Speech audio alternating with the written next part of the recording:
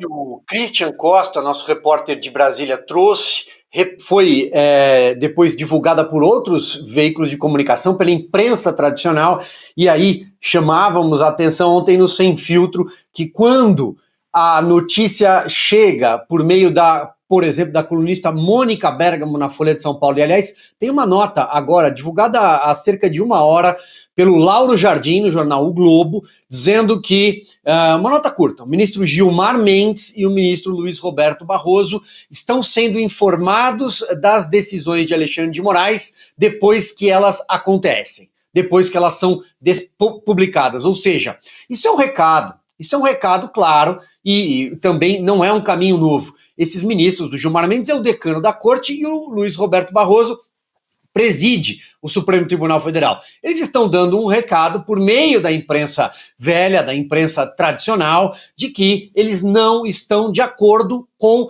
essa marcha insensata do ministro Alexandre de Moraes. É preciso frear esta marcha.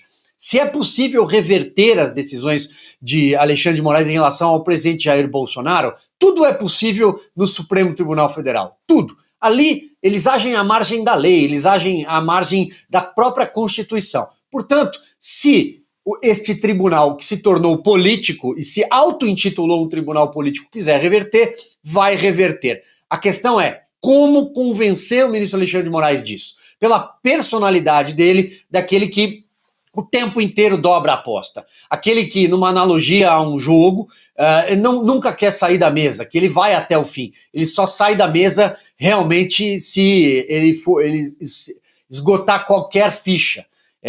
Então, é evidente que, já que nós estamos fazendo metáfora aqui de uma forma mais solta, é como placas tectônicas, né, em geologia, não tem isso nas aulas de geografia, que elas se movimentam, né? Acho que a placa quente sobe, a fria desce, algo assim, isso produz movimentação rochosa. As placas tectônicas em Brasília estão se movimentando. O que está acontecendo no Congresso não é pouca coisa, se quiser a gente pode falar um pouquinho disso, passei amanhã dedicado a isso. Então, o Alexandre de Moraes, de fato, ele está recebendo mensagens, ele está recebendo recados de dentro da corte de que ele causou um desconforto e talvez o Brasil realmente tenha ultrapassado a linha de retorno, né, a linha de retorno para a normalidade institucional. Eu queria também aproveitar, já que a gente está aqui com a Ana Paula Henkel, também ouvi-la a respeito disso. Essa informação que o Silvio trouxe é super importante, porque Barroso e Gilmar, vamos lembrar, é o núcleo duro, né? A gente já viu ali que apenas 6 ministros participaram do jantar do Lula, que a maioria dos ministros não aceitaram assinar aquela nota lá do STF, foram contrários àquilo, né? Parece que foi publicado meio, eles nem ficaram sabendo. E agora o que você está dizendo, ou seja, nem o núcleo duro mais participa dessas decisões.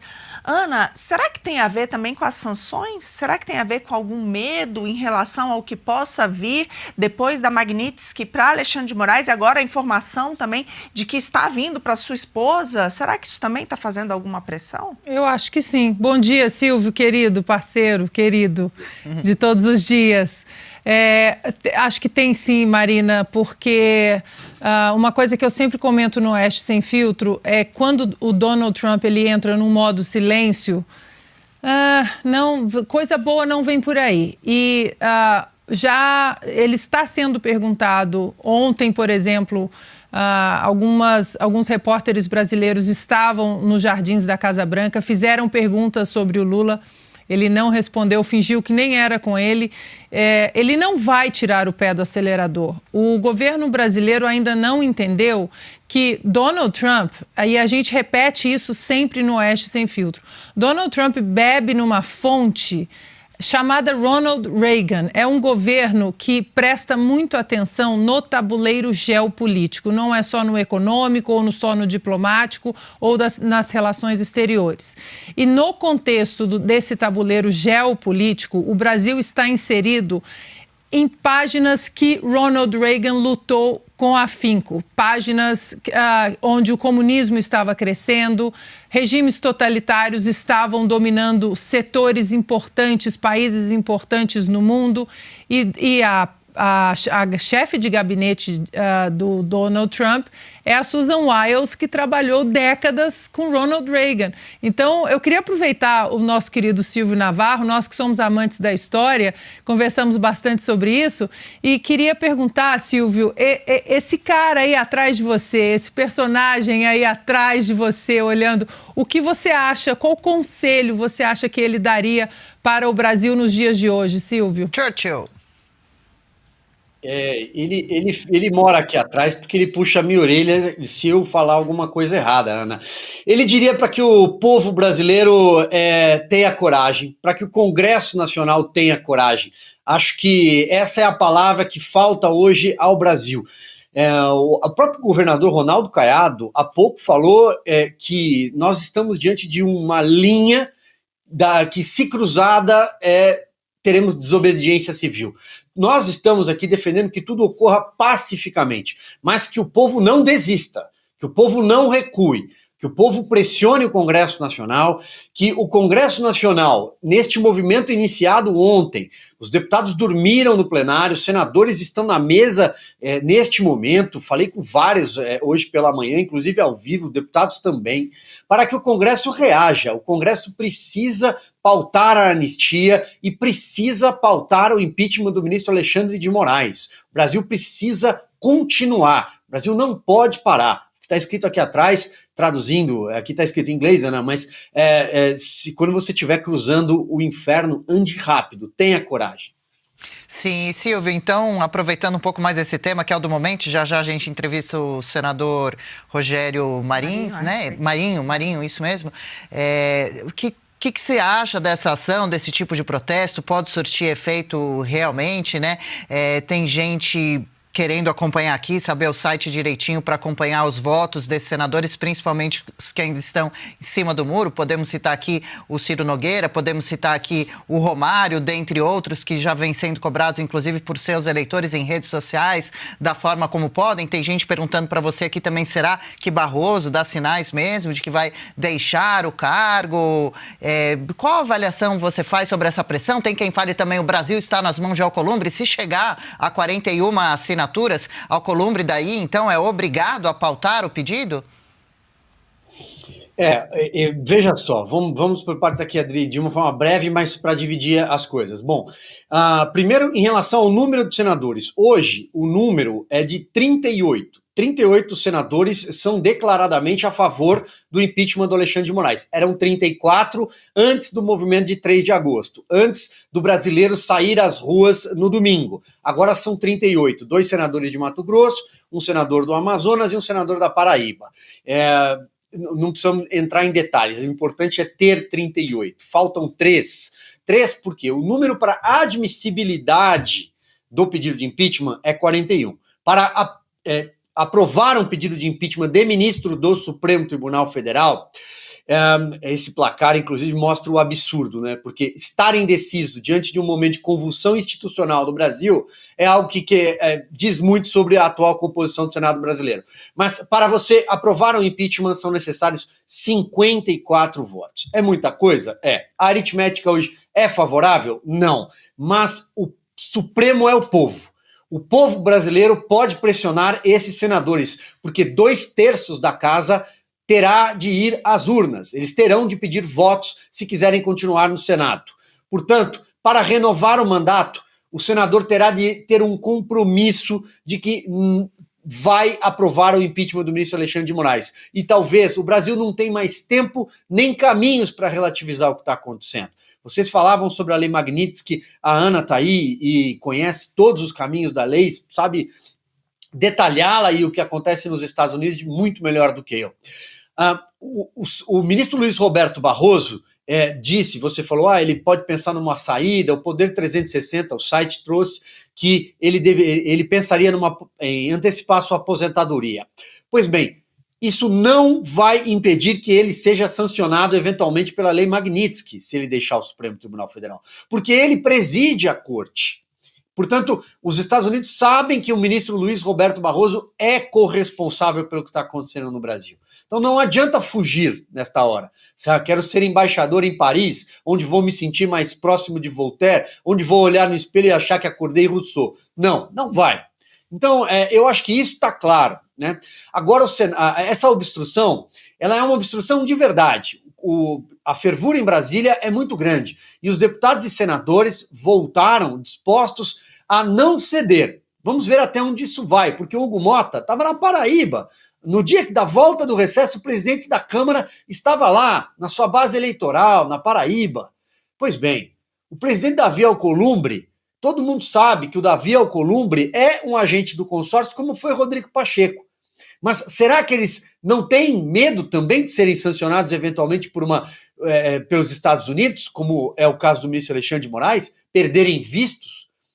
Já imaginaram o presidente do Congresso Nacional, aliás, o presidente da Câmara é o terceiro homem na linha institucional do país, depois do vice-presidente da República. Não poder entrar nos Estados Unidos da América, qual é o recado que o Brasil está passando para o resto do mundo, para o Ocidente, para a Europa, onde eles gostam tanto de converscotes, né, lobbies jurídicos, como o Gilmar Palusa? Qual é o recado? Que o Brasil não é uma democracia, que o Brasil não é um país livre. Portanto, eu acho que eles precisam parar de pensar em pendengas e pendências jurídicas, em pessoas da família ou apadrinhados que têm problemas que estão enrolados por aí, lá na Paraíba, no Amapá e por aí vai, e pensar no Brasil, porque tem mais 512 lá na Câmara além do Hugo Mota. Ele vai ter de pautar a anistia, ele vai ter de ceder. E não adianta também esses recados que a imprensa tradicional velha tenta passar de que é um motim, de que é uma desobediência. Não, o deputado está lá porque o eleitor o mandou para Brasília. O eleitor brasileiro foi às ruas no domingo e disse: eu não aguento mais. A obrigação do deputado é ir até Brasília e dizer: eu não aguento mais porque estou aqui, porque tem pessoas na rua que não aguentam mais. Eu acho que essa é a linha que hoje o Brasil vive. A fervura é muito grande. Muito, tá pegando fogo realmente a situação aqui para o nosso lado, para o nosso país. Para quem perguntou, o endereço está aí, votosenadores.com.br. Vou passar para a Ana antes de fazer a próxima pergunta para o Silvio, que ela tem uma breaking news. Mas, Silvio, eu queria que você reforçasse para a gente a nota de Alcolumbre pedindo serenidade nesse momento. Você comentava que nem parecia escrita por ele. Mota realmente voltando correndo da Paraíba, mas cancelando as atividades a princípio da Câmara. E os ministros que começam a desembarcar, já ouvi você comentando também, pontos importantes, querem ser proibidos de entrar nos Estados Unidos, tem planos políticos futuros, vão arcar com quais consequências? Eduardo Bolsonaro estava ontem, ou bem recentemente, conversando com um representante da direita em Portugal, que eles tanto gostam, União Europeia já podendo sancionar o Brasil também. Bom, falando, a gente comentou do Daniel Silveira, situação gravíssima há pouco aqui no programa. Ana, não para o seu celular, você está em contato também com os Estados Unidos, acompanhando investigações. Então, Dri, aqui até dou a notícia e jogo para o Silvio. Desde ontem nós estamos mandando um vasto material sobre o caso do Daniel Silveira. Já havíamos mandado ao Oeste, comentamos aqui no início do programa, artigos, matérias sobre o Clesão que foram traduzidos para o inglês, assim como o Felipe Martins. Os congressistas americanos ficaram completamente cientes e agora, Silvio... acabei de perguntar se receberam o material sobre o Daniel Silveira e a resposta é "We are aware", estamos cientes. Ou seja, mais um ponto importantíssimo na violação dos direitos humanos que vai cair, não sei onde, no Supremo Tribunal Federal, no Alexandre de Moraes, mas é mais um ponto. A Magnitsky, ela é muito bem fundamentada na violação de direitos humanos. E agora é um caso muito recente dessa violação de direitos humanos com o Daniel Silveira. Silvio. Sem dúvida, a imagem, né, do Daniel, a situação que ele está, a perna dele, é algo muito chocante. É alguém que clama por socorro, ele precisa de um médico. Tudo que ele precisa é de um tratamento a partir de agora. E é mais um caso de violação de direitos humanos e talvez seja um dos casos mais emblemáticos, porque começa lá atrás, depois quando o inquérito 4781 é aberto de ofício por Dias Toffoli e entregue sem sorteio para Alexandre de Moraes. É ali onde começa o projeto para governar o Brasil à força. Este é o embrião. E o Daniel Silveira é a primeira vítima, por conta de um flagrante perpétuo, um vídeo de internet. Goste ou não do que ele falou, tanto faz hoje em dia. Daniel Silveira recebeu a graça, o indulto presidencial do Jair Bolsonaro. Jamais poderia estar preso. Mas é isso, ele é vítima, ele é um preso particular, né? Ele é um preso escolhido, como foi o caso do Felipe Martins, que segue preso a uma tornozeleira eletrônica. São casos de violação de direitos humanos. E os Estados Unidos estão vendo isso, e a Europa também está vendo isso. Portanto, os parlamentares, os demais ministros do Supremo Tribunal Federal, se tiverem juízo, eles vão tentar fazer um movimento para salvar o Brasil de um precipício que não sabemos o que tem lá embaixo. Nós não sabemos. A nossa democracia constitucional, ela já não é mais exercida na sua plenitude há um bom tempo. Mas o que nós estamos assistindo agora é o agravamento. A corda está esticada demais. E isso, vou repetir as palavras do governador Ronaldo Caiado, pode ser a gota d'água, podemos estar diante do momento da gota d'água para a desobediência civil. E não vai ser bom para ninguém. O tarifaço começou a ser aplicado hoje, não vai ser bom para ninguém aqui também. Então eu acho que é a hora de colocar, é a hora de deixar os adultos na sala, eu acho que é hora de pensar o Brasil, tá faltando gente que pense o Brasil e tá faltando coragem para isso. O Congresso Nacional pode fazer muito mais. Basta se levantar, tá de joelhos há muito tempo. Os demais ministros do Supremo precisam pensar no futuro dessa nação. E não na sobrevivência do Alexandre de Moraes. Sobrevivência política, que eu digo. O ministro Alexandre de Moraes cruzou as linhas. Quando ele fez aquele gesto numa arquibancada, ele deu um recado. Ele mostrou o que ele estava pensando. Eu acho que esse é o ponto, Ana. Violação de direitos humanos. Para finalizar, Adri, você me fez pergunta sobre a nota do Alcolumbre. Aquela nota é uma nota que não foi escrita por ele, é uma nota claramente redigida ali olha, ligou para o ministro Supremo, o que eu digo? E aí alguém redigiu. O Alcolumbre é agente de tudo isso, faz parte desse consórcio. O Hugo Motta, como falamos há pouco, estava fora do Brasil, voltou agora, tem reuniões de líderes acontecendo, uma delas na Câmara dos Deputados, a reunião de líderes é na residência oficial da presidência, portanto, onde o Hugo Motta mora. Tem reunião de líderes também acontecendo no Senado. Vamos esperar que algo saia de lá.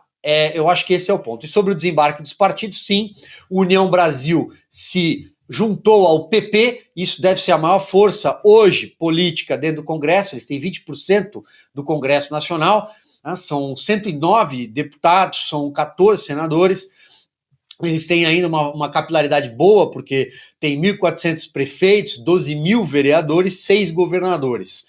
Então eu acho que esse desembarque do PP e do União Brasil, do governo, se deixarem os ministérios, os cargos, que não são poucos, se eles deixarem a administração federal, isso faz com que o Centrão se aproxime muito mais do que hoje é a oposição formal, formada pelo PL e pelo Novo.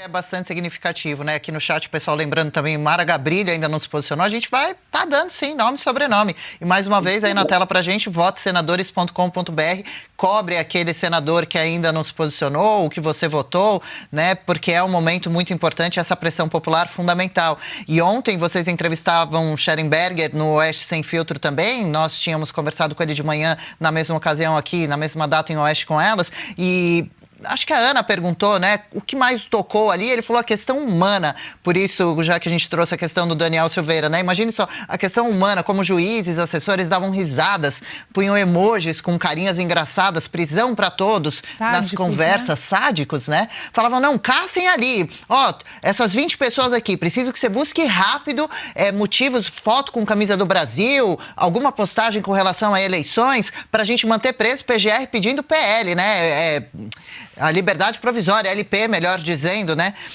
Enfim, e também aqui no chat algumas pessoas falam, comenta pra gente, porque o Schellenberger comentou algo ontem sobre Marco Aurélio Mello, foi um erro rápido que ele cometeu confundindo nomes, eu tenho aqui o nome certo de quem estava naquela conversa. Mas a Paula corrigiu. A Paula corrigiu na hora, inclusive, é que aqui no chat estão perguntando, pede pro Silvio falar do Marco Aurélio Mello. Não, aquilo lá foi um erro, a Paula Leal logo na sequência traz o nome correto, ele se referia a Marco Antônio Martins Vargas, juiz auxiliar de Moraes no TSE, deixar isso bastante claro para a gente, né? Paula Camacho, faz a próxima para o Silvio?